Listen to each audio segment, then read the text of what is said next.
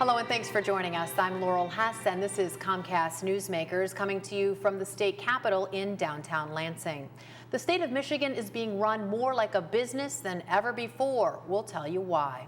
Our topic today is doing business in Michigan. Joining us now to talk about it is Senate Majority Leader Randy Richardville, a Republican from the 17th District, which represents Monroe, Southern Washtenaw, and Southeast Jackson counties. Thank you so much for joining us today. Well, thank you for having us. It's good to be here. Being run like a business in what way? What are we doing different perhaps now with a new governor, with a lot of new faces certainly sitting here in Lansing, that's making our state run a little bit more business-like?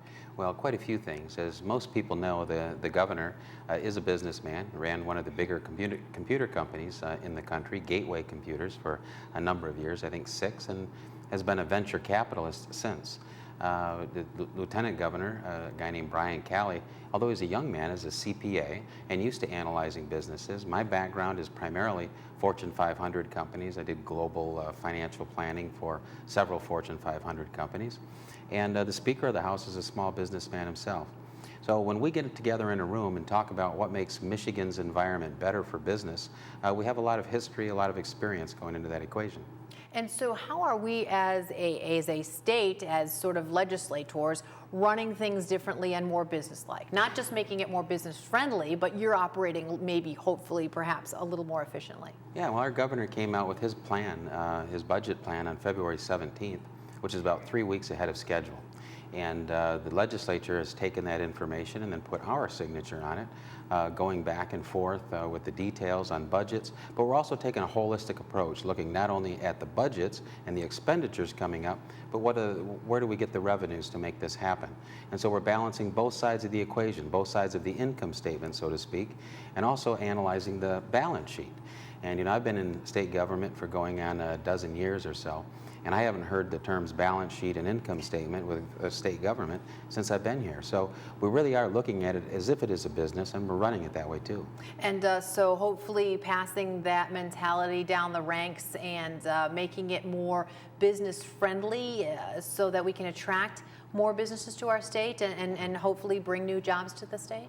Yeah, we're doing some things. If you look at the legislation we've passed so far, it deals a lot with the tax structure in Michigan, especially the business tax structure. What we've done is try to help the small businesses, the LLCs, the S corporations.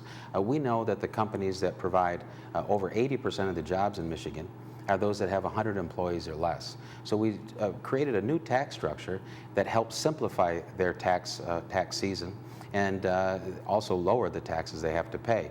We've also hit regulations, reducing the amount of excess regulations beyond what the federal government requires. So we're telling businesses, we're here to help you. We're here to create an environment where you can grow.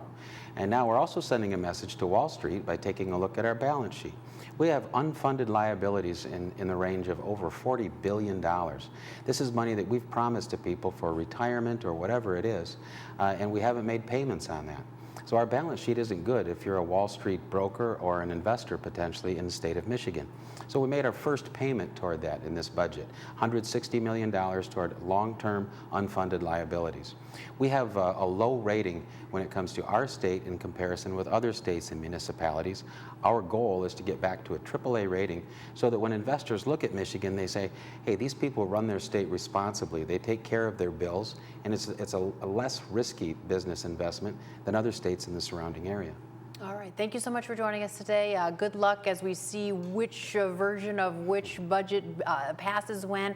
The good news is it's going to happen a lot sooner than before. I have a feeling you won't be sitting here in August late nights with the threat of a government shutdown that we've seen certainly in years past. No, I can guarantee that that's not going to happen. All right. Thanks again.